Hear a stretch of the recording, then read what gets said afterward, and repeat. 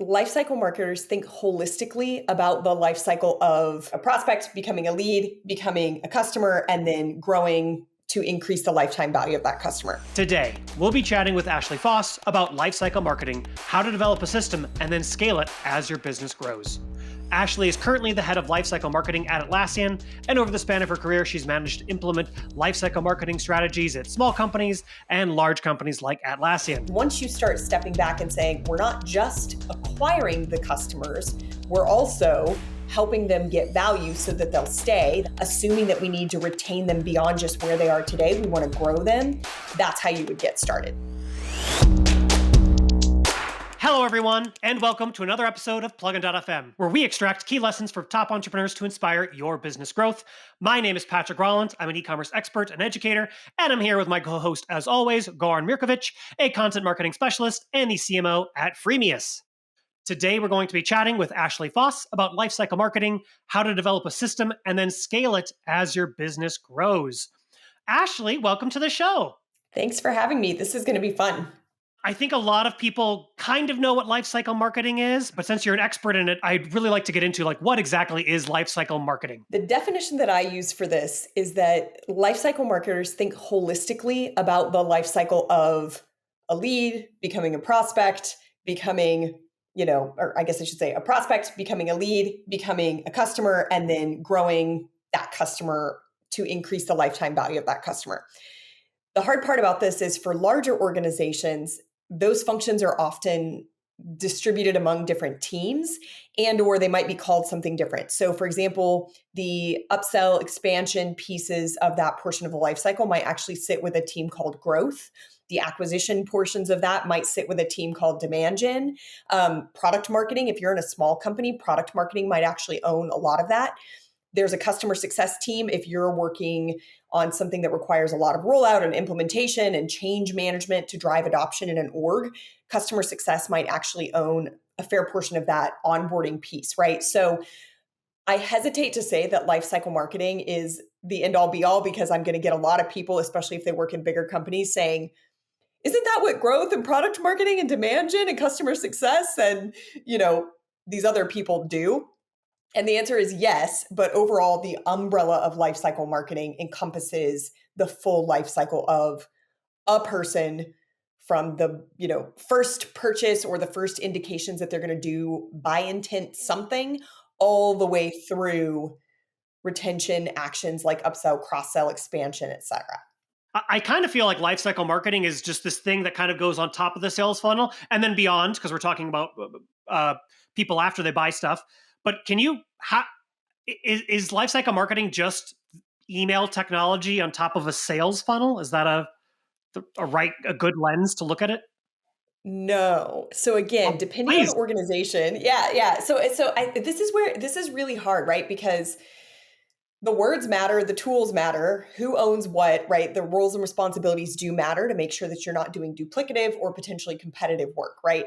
The metrics matter as well. So assuming that lifecycle marketing is basically just email marketing on top of a sales funnel reduces the amount of collaboration, metrics, and kind of the scope that a lot of lifecycle marketing teams have. So for example, the lifecycle marketing team at Atlassian does include acquisition beyond just those email channels. Yes, email is a key channel for this team, but they do content syndication. They work very closely with our digital team to do paid ads. They do a mix of gated versus ungated content and amplifying that. They work very closely with other teams from a product standpoint to do in-product messaging for things like expansion or upgrades or feature adoption. So yes, email is often a key channel for them, but they are not just email marketers. And there's also a differentiation between something like email ops or someone who's maybe a Marketo or a HubSpot specialist compared to a lifecycle marketer where they've got, a different set of skills and more channels and metrics and levers to pull at their disposal. So I want to get right into it. What is, if you haven't, you're a brand new company, a brand new software company, you have a product, where do you even start with lifecycle marketing? Like where's the right place to I'm start? going to zoom out just a little bit on that and confirm that this company already has product market fit. They already understand exactly who their audience is. They already have, right, the base strategy in terms of their go-to-market motion. Is it product-led growth? Is it sales-led growth? Is it ecosystem-led growth or channel partner growth, right? So I'm going to assume they have those baselines and they're now saying, all right, we've actually got a good motion. We're starting to scale. We're getting more profitable. We want to think about how to grow our existing customer base, improve the average contract value or lifetime value of our customers, and then obviously accelerate that time to value as we're getting new customers. So, assuming those are the goals that they're trying to achieve, I'll pause there because I just want to make sure I'm framing I my think you next are. set of content correctly. Actually, this is a great little pause. I think you're framing it correctly, but just in case someone isn't there yet, so let's actually just take one step back. If they're not quite there yet, like what are the steps of I have a new product, a new service. It's functional, it works, but you don't even know if you have product market fit yet. Like, are there steps you can do? Step zero steps that you can take. So there are some step zero steps that you can take. I think first, making sure that you're clear on your go-to-market motion. So I actually really love the way that GTM Partners has defined. They've defined, I think it's 8 go-to-market motions. The two that I'm most familiar with are product-led growth and then basically sales-led or enterprise growth. Those tend to be the biggest ones. Some folks do event-led growth. There's this new concept of like founder-led branding. And I'm like, all right, that's a whole separate thing. That's not a go-to-market motion, right? That's like a content strategy. But understanding how your audience is going to buy. So a perfect example of this, in a product-led growth GTM motion, people mistakenly think that means the product sells itself. That's not what it means. It means that a lot of your channels and the nature of the product help it expand quickly. So perfect example of this, if somebody can throw down a credit card, buy the product today or start, with a free account or a free trial and get value out of that as an individual, that's probably starting to lead them down a product-led growth GTM motion. And it's a good way for you to understand product market fit because it's got mass appeal, it's very intuitive and easy to use and adopt, and it naturally lends itself to doing better if you bring in the next additional person. So examples of this would be something like Canva, right? Like that's a really good example. Atlassian also has this. You can manage yourself in Jira or Confluence, and that's very helpful. Same thing with Canva. You can just do your own personal design work in Canva, but it works a lot better if I start managing my work with my team. So as a manager, of course, I'm not going to just sit over here in my own little silo managing my work. I'm going to open it up to my team. So with Jira and Confluence, I invite my team and it gets much better. As the organization grows, we invite other teams and we all get on the same system and we're all able to share our work. Same thing with Canva. Once you start to grow, it makes sense for your brand team or your creative team to start putting in templates, icons, visual identity, brand and tone built in, and now with their AI tools built directly into that, right? So it adds value both to the individual and to the team. In contrast, something like Salesforce, that makes really no sense unless literally everyone is putting in their data. You can't have a complete view of your pipeline, of your opportunities, of your deal cycles, of your average contract value, the life cycle of your deals. You can't know that unless every single person puts in their information. Same thing with something like Marketo or HubSpot. A single team over here just doing their deals or just running their landing pages and email strategy with that, it doesn't make sense. It has to go across the entire organization. Because of that, you tend to need to go with a sales-led motion because you're going to have top-down implementation. You're going to have to do change management. You're going to have to do a whole rollout, et cetera. So that'd be the first thing from a GTM standpoint. If you find that every single person or every single deal you do, you're having to customize everything and having to make a bunch of exceptions, you're having to tweak your pricing, you're going through a bunch of redlining on your contract, you probably are struggling with that product market fit and or struggling with your go-to-market motion. And it means that you haven't actually built something that is solving it. This is different, obviously, if you're like a creative services firm and you offer a Hmm. boutique Hmm. bespoke product, that is your motion. Hmm. But if you are trying to do something where you have mass product market fit in your Yeah. market and you're constantly having to change your pricing or your offering, you probably don't have product market fit or Yep. you've chosen the wrong go-to-market motion. Love that. And you keep saying GTM, which is go to market. I always think Google Tag Manager, because that's some of the worlds I live in. But go to market, yes. A lot of small software companies are product led, where it's like they solve it's we connect Mailchimp to blah blah blah. Whatever. It's some small piece of software that does moves some data around or gives you a very particular report you need. Is there one other step zero here that if you only have like, should you dig into life cycle marketing if you only have one product and it sells for like $50 a month? You know what I mean? Like, does it make sense if you're that small, or do you need to have a suite of products that maybe link together before you think about lifecycle marketing? I would actually say that it's less about the number of products and more about the number of additions. So, for example, in this case, where you've got somebody who has one product, it's $50, and like it's always going to be $50. It solves one very specific thing. Once you buy it, in that case, you're not actually behaving in a way, there isn't really a life cycle of a product. It's kind of Mm, interesting, right? Like if you think about, consumer packaging goods or FMCG, fast moving consumer goods, right? The behavior of that from a life cycle perspective, they'll constantly send you emails and they want to add you and they'll send you a discount or they'll send you a hmm Merry Christmas, whatever, a happy birthday, get 10% off or a buy one, get one free, whatever. Yes, they are trying to increase the lifetime value of you as a customer, but it's very transactional. Yeah. Lifecycle marketing, I would say, relies more on a relationship. So if you Mm. only have a single product offering, a single price point, and it tends to be a more transactional offering, I would say that lifecycle marketing is probably less important than some of the other tactics and other marketing disciplines and levers that you can pull. Lifecycle marketing pairs very nicely with collecting solid business data. Ashley explains how you can create win-win-wins in your organization that help customers, marketers, and the business overall. So stick around.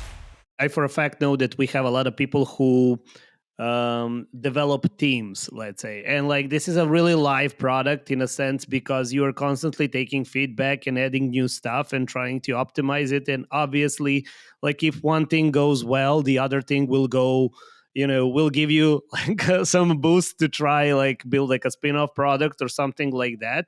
So can this be like an approach where you basically build like a structure on top of it and just like constantly use the information from one critical mass to kind of oversell them and build relationships with them and just kind of span out new products? I would say yes. I think one of the big things about lifecycle marketing is being able to get in the data about how people are using the products, when they might have a new problem that you can solve. And then obviously, if you start to see the same problem crop up and you're like, man, we don't currently have a solve for these people, then you can work with product marketing and product management and say, we're actually seeing signals that there could be an opportunity for a new set of features, capabilities, products, et cetera. Can you build this for us and bring it back in? I'll give a perfect example. So when I was at Duarte, we had in-person workshops. So this kind of behaves a little bit more in kind of that B2C realm, even though we were selling frequently to businesses, we were selling to individuals within those businesses. So sign up for a course. It's an amount that an individual could afford or that a company would be willing to spend on an individual. It was like, $1,000 or something like that to attend an in-person workshop. And we found that people constantly were asking, like, can we get follow-up? Can we get the slides? How do we see this more on demand, et cetera? And so we actually decided to create an e-course from that and then started to sell the e-course at a different price point. And so we could actually use the e-course both as a follow-up, so like a value add to the in-person, as a standalone product by itself that got value, and then also as an upsell tool to say, hey, you've consumed these set of modules in the e-course. And then, if you want to upgrade or if you want to buy more or you want to bring your whole team to an on-site workshop, call us and we can book that, right? So it actually behaved both as a lead generator and as a value add and as a standalone product. It seems like data is something that you should be pursuing anyways, right? So like, and if you have the good data, then you can really dig into lifecycle marketing. But like creating a course for your product, based on what lessons people are taking, you can see what they're interested in. It'll reduce support costs because a fraction of people will solve their own problems before they send in a support email. And of course, then there's, we have the data. Now we know we can sell people this potential product. It just seems like I like all this from a business building perspective. Lifecycle marketing seems it builds upon itself. Some of this stuff, depending on the size of the company, obviously, if you're a small company, then you've got several generalist marketers. Like, let's say you've got a team of marketers that's only 2 or 3 people. You might have a VP of marketing, and then maybe you've got 2 people under them.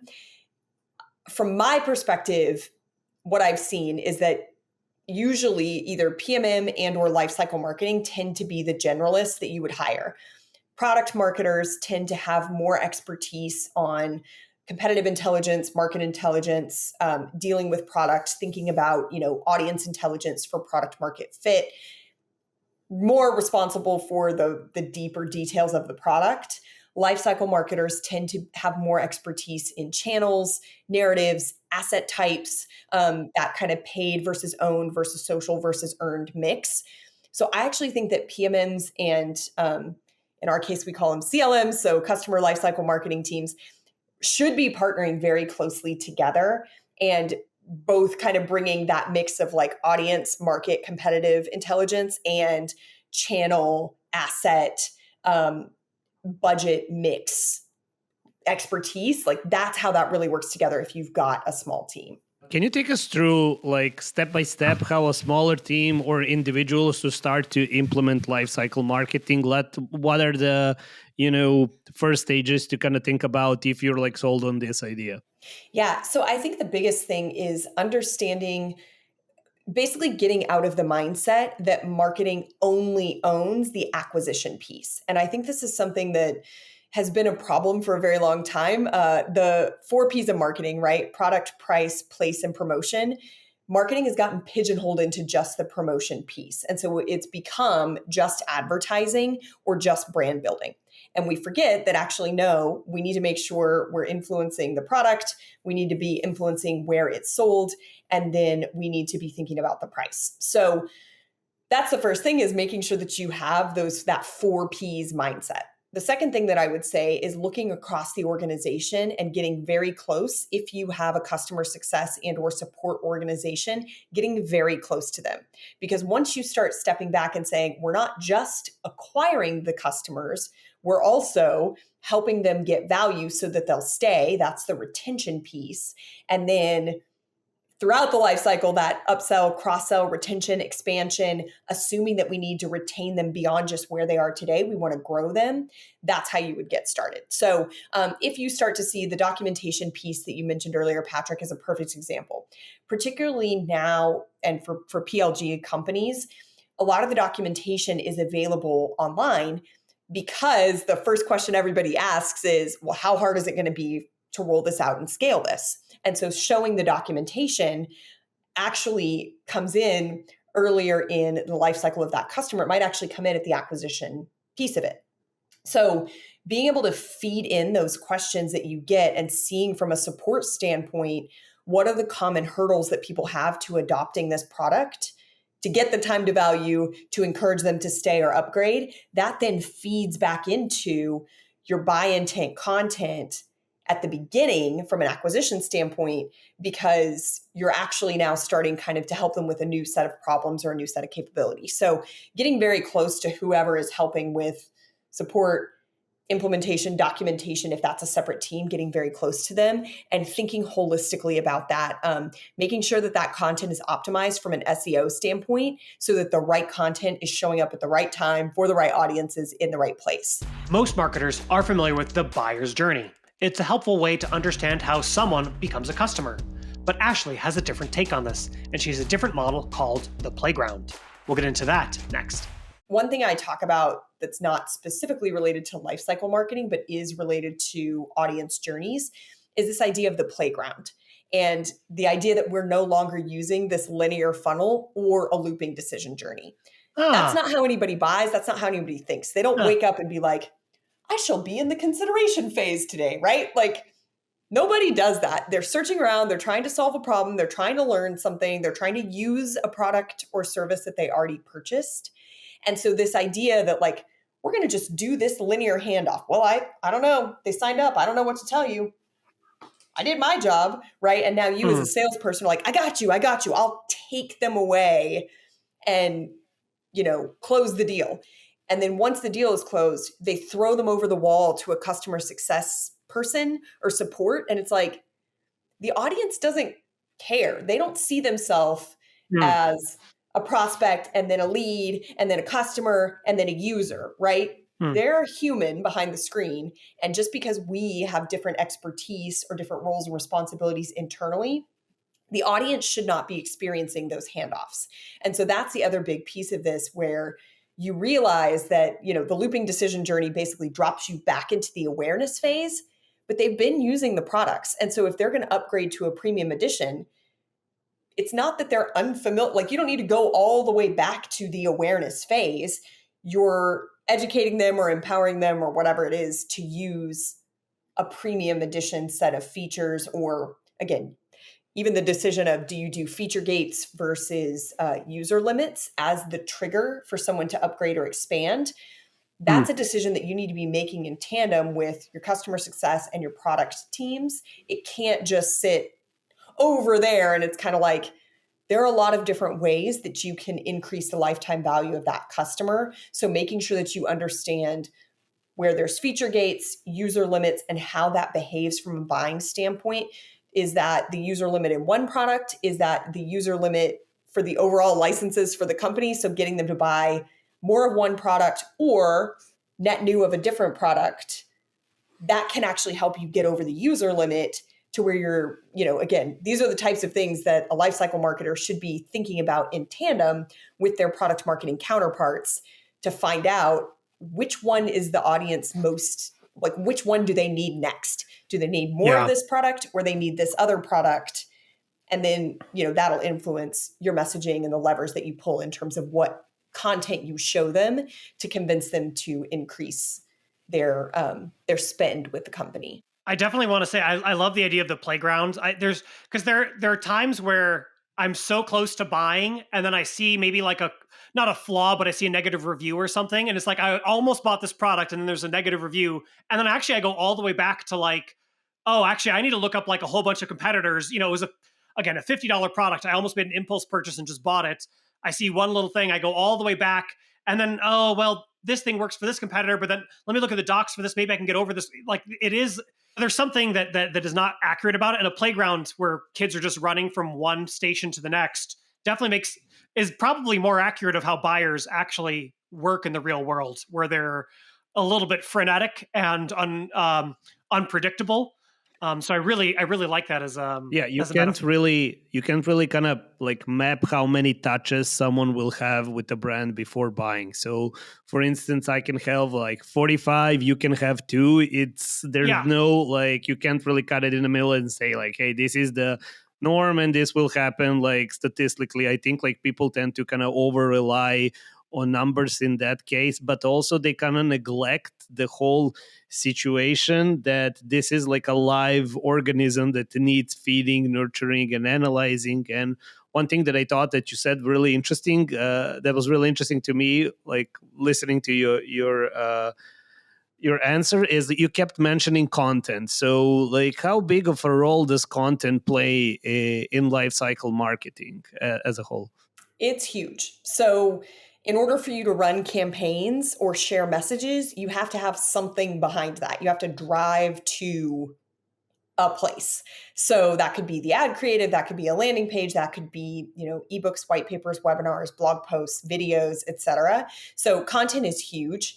And that, again, depending on the size of the organization, and I've sat on both sides. I have been kind of the pure content person. I've been a product marketer who incorporates content. I sit on the lifecycle marketing side and incorporate the content as well. So content, if it's in a larger organization, sometimes it sits in its own centralized function. Other times it's distributed among product marketing or lifecycle marketing. So there's different ways to set it up. But yeah, in order to deliver the right message in the right place to the right person at the right time, part of that place element is not just the channel, but also the format. So certain narratives or certain styles of conversation don't lend themselves to certain formats, and then certain formats don't lend themselves to certain channels, right? So you have to match narrative, format, and channel for the audience. Yeah. So this is awesome, but to kind of avoid the whole, Spider-Man meme where like three same guys are pointing fingers at each other, because you mentioned like lifecycle marketer, content marketer, and like a product marketer. How do you kind of split this responsibilities there? What part of the content creation process does a lifecycle marketer own? And can you give me some insight into that? Again, I'm going to say it depends, and I know I keep saying that, but it's largely because I'm bridging across the different sizes and types of organizations that I've worked at. So, in a larger organization like Atlassian, the bulk of the content creation happens with the content marketers. Very product focused use intent content tends to happen with either the product marketing team, or we do have, a content design and a support team that writes a lot of the very detailed technical documentation. So I would actually split it up by intent. By intent content should be sitting with either a content marketing, if you've got that as a separate org, or within lifecycle marketing. Use intent content should be sitting primarily with a mix of product marketing and customer support. So it does get a little twitchy, right? Something like a product tour, it's very product focused, and it's a buy intent space, but it's showing you those core value props of the product by showing you how you would use the product, right? So there's some interesting things. I would basically say if it requires deep, substantial product knowledge, it should probably sit with product marketing. If it's more focused on understanding the story, the channels, and the asset types, that should sit with lifecycle marketing and or content marketing, depending on how big your team is. If it's something that is very tailored to the channel, so like dealing with the content syndication contracts, thinking about the budget mix and the media mix, that should all sit within the lifecycle team. But again, like I don't think if I can make my fingers do like three things right. I don't actually think it's the Spider-Man meme of everyone pointing at everyone else. I think it's like you have to all hold hands or do this crisscross where you're holding hands. Like the product marketers have to know the audience and the market and the competitive landscape. That is the huge input that they put in. The lifecycle marketers have to understand basically the media mix and the channel landscape. And then I would say content marketing, their unique value add would be things like matching the narratives and the asset types. You literally can't correctly match narratives and asset types with audiences if you don't have strong messaging and audience insights from the product marketers. On the flip side of that, you can't prioritize the narratives and the asset types and the channels if you don't know the media mix, where the audience spends time, and what content is actually working in those channels. Vice versa, you can't know where the audience spends time if you're the lifecycle marketer without fully understanding who that audience is from your product marketers. And then obviously there's nothing to put in the channels if you don't have content. So this idea that like one of them takes the lead, it's like they got to get in a room, they got to share their insights. They might create different deliverables, but those deliverables have to all be cross-linked, holding hands, hugging, whatever metaphor you want to use. Or if you're in a very small company, they basically sit inside the same marketer and you hire a generalist who's got skills in these different areas. So in a sense, marketing is a big blob. It's funny because Atlassian, given how large we are, we do have a number of specialist teams, and they do have distinct skills, distinct expertise, distinct roles and responsibilities. But I am hard pressed to separate those because they have to go hand in hand. Like you just can't you can't hire one without the other. You can't deliver integrated marketing campaigns that go across the entire life cycle of the customer without having the skills and the mindset. So again, if you're in a small company, I get it. You might have to pick and choose, or you might go with a special or a generalist marketer. I'm a marketing generalist myself. That's how I've managed to sit in all three of these teams and have all three of these specialist roles. But um, it's hard. I know this conversation is about lifecycle marketing, but I'm like, I got to bring in the product marketer and the content marketer. Like, they got to go together. So the conversation took basically a turn into a marketing blobs from like a life cycle marketing. I love it. To me, I love this. I think it's lifecycle marketing is comprehensive, and because it's comprehensive, you need to understand. Do people first find us by clicking on a Google ad? And what does that Google ad say? What's the initial promise in that first Google ad? And what messages are they hearing from customer support? Are they hearing, hey, go set it up yourselves? Okay, that's not very helpful. We should improve that. Like that's why it's so blobby. But I feel like lifecycle marketing, having one person who understands that lifecycle, who can recommend products, really adds to the bottom line. Like you will be recommending new products. Like I guess let me ask you this: what is the right time to add a lifecycle marketer to your team? This is a hard question because, again, we got to go back to the overall GTM motion. We got to go back to what other skills are in there. I would say if there's an immediately obvious way to increase the lifetime value of that customer, that's when you need a life cycle marketer. Because again, if we go back to, you've got the one product, you've got one edition, if you just need to keep the person from churning, you can probably actually get away with, a product marketer who's looking at the onboarding in tandem with customer support documentation. Potentially, if you're that small, a product marketer could write some of the tutorials and that kind of thing to keep the person just, yep, they're going to keep their monthly account, etc.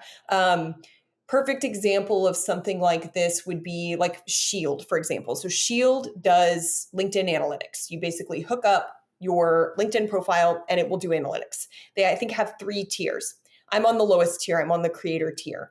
Every so often they'll, if I try to do something and they're like, oh, you'll have to upgrade to the next edition to be able to do this, like pops up in product when I try to click a button that I can't click. That's to me, they don't really need a lifecycle marketer. Like, I'm either going to upgrade or I'm not. And it's pretty obvious. It's a feature gate, so it's very easy, but like, there's just not that much. They don't need to be sending me stuff all the time. They're not releasing a ton of new features all the time because there's just not that much that needs to be done, right? And they can only do so much. They're limited by their integration partner. LinkedIn obviously limits a certain amount of it, right? So that would be an example of a company that could probably get away with primarily product marketing, and that's kind of it from a specialist standpoint. So I would say it's when you have an opportunity to significantly increase the lifetime value of that customer, and it's going to take you some time to do that. It's not just, do you want this feature? You have to upgrade. Like, that's very straightforward. You don't have to build extra trust. You don't have to tell me a whole other story. You don't have to get me to invite other people, right? Like, it's kind of it's behaving more as a transactional sale. That would be my recommendation of when you really need someone who thinks holistically about all the places someone is going, the different types of problems that they might encounter, and the different ways, if you've got multiple ways to increase that lifetime value. As a customer, you often want less email. And as an email marketer, you often want to send more email because some fraction always convert. Ashley gives insight into when or if you should send more mail. Stay tuned. If you, for instance, have access to a critical mass, let's say, you have 4,000 customers and you're a capable tech-led founder, obviously, I think this is something that you can leverage to just kind of like sell to the same people and like make their lives better and make your life better, and just by like enabling two-way communication and growing. So do you advise that like people should think beyond just like, hey, this is retention and like I need to do X, Y, and Z to keep the same customer on a payroll? Or do you think like, hey, I can collect this information, test out different messages, and explore if I can build on top of it to grow? And like, obviously sky's the limit when you have trust. I would say the latter. I do think that it is a tricky balance to make sure that you're not constantly selling to the same audience and fatiguing them with those sales messages, particularly when there is not unique value add for them to spend more. Does that make sense? Like, if I think about one thing that I think about that's interesting, in the US, I hear this a lot, that the portion sizes at restaurants are like ridiculous portion sizes. So if you're coming from Europe or Australia, my Australian colleagues are like, this is so much food. Like, I don't need all of this food, right? And we have this idea of kids menus in the US, but the kids menu, it's like chicken nuggets. And so there's no way to get a smaller portion of food. And the idea that like, oh, well, you could just take it home with you. And it's like, well, I'm staying at a hotel for 2 days. I don't have a microwave. Like, what am I going to do with this food? Right. So this is a perfect example of a situation where restaurants might just keep increasing the portion sizes by a little bit so that they can increase the price. But like, I don't need more food. I don't actually need 50% more pasta.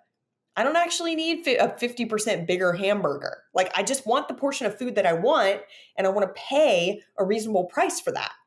And so if the only offering you give me is a 40-ounce steak, I don't freaking need 40 ounces of steak, right? And yes, sure, you might increase your average check size, but if I don't need it, I don't need it, right? So there's an element of it where continuing to try to sell the same thing to your base, or continuing to try to stuff more in so that you can increase that lifetime value when they haven't asked for it, that starts to get really annoying to those existing customers. And they might churn because they're like, I just need this one thing. Stop. Leave me alone. I haven't asked you for something new. I'm not going to use something new. And now I'm angry. Like, now I feel mistrustful that the only reason you're contacting me is to try to like trick me into buying something that I don't need so you can get more money out of me. So it is a very tricky balance. I love that. I appreciate that we talked about this because Goran, that was one of my questions. I feel like I just want to touch on this one more time, and we're just about out of time, but it does feel like from an email marketer standpoint, I want to send more emails. From a customer standpoint, sometimes I'm like, please just stop sending me emails. Part of me really wants there to be a way, and maybe a good lifecycle marketer could do this, where you, depending on the links you click or the date or the docs that I look up, I actually only want to hear about this 30% of the product. The other 70% is not useful to me. And I feel like if a business can figure that out, then I will be so much happier receiving 70% less email, and I will probably be a customer for a lot longer. I think that's probably pie in the sky, probably too challenging to do, but I feel like a good lifecycle marketer could do that. It's possible. The segmentation is really hard. And the other thing that's hard is there's other signals besides just the email piece of it. And so when you start feeding in the other signals, the other thing I'll say is humans are really finicky. Like, it's annoying to deal with the humans. So I'll come in and be like, I never want to see this. I don't want to see that. I don't want to see this. And then sure enough, someone else will tell me, I'm doing this thing. And I'm like, how do I get that? And then so they'll send me, let's say, a direct link or a video or something. I'll click on that. And then now I'm like, oh, this is super cool. Why didn't I know this? And the marketer's like, I mean, I tried to tell you and you ignored me, right? So some of it might just be that the title of the video didn't resonate with me, or my problem space has changed in the last 6 months. And so it's really hard to triangulate all of those signals. And this is particularly true outside of just email. But, there's the website, there's social media, there's what you do in the product, et cetera. So I will say that it is not just the fault of the marketer. It is, we human audience members are quite fickle. Agreed. Definitely agreed. Ashley, thank you so much for coming on, joining us, and sharing your wisdom. And I feel like I learned a lot in this episode, so thank you. Yeah, thanks for having me. Listeners, thank you so much for tuning in. If you enjoyed this episode, like, subscribe, and tell your friends so we can carry on enticing awesome and influential guests to join us and share their remarkable journeys. And if you subscribe through the Plugin.fm website, you will get early bird access to our future content. Plugin.fm is brought to you by Freemius, your all-in-one payment, subscription, and taxes platform for selling software, plugins, themes, and software as a service. If you're struggling to grow your software revenue, send a note to contact@freemius.com to get free advice from Freemius's monetization experts. My name is Patrick Rolland, and thank you so much for listening to Plugin.fm.